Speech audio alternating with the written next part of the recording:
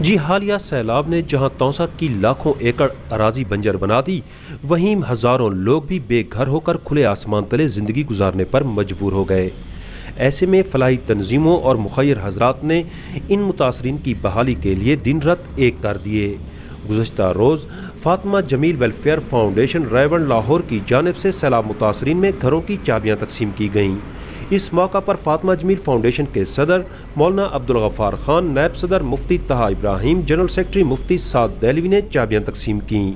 اس موقع پر 72 متاثرین کو گھر دے دیے گئے، جبکہ 42 گھر زیر تعمیر ہیں۔ وقت گزر جانے کے بعد میں یہ نہیں کہتا کہ آپ حضرات امن اور سکون کے اندر ہیں، چین کے اندر ہیں، لیکن اس وقت جو ہم نے منظر دیکھے کہ بچے اور بڑے بے چینی کی کیفیت میں روڈ کے اوپر موجود ہیں۔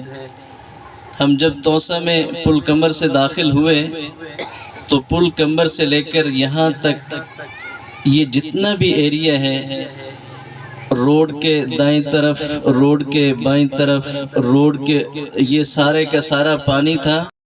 جی بالکل، اس وقت چاروں جانب پانی ہی پانی تھا، سارا خطہ پانی میں ڈوب چکا تھا۔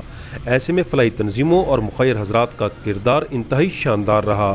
مقامی سردار سہیل خان کھیتران نے سیلاب متاثرین کی بحالی کے لیے 50 کنال اراضی مختص کی، جہاں آج گھر بنا کر دے دیے گئے۔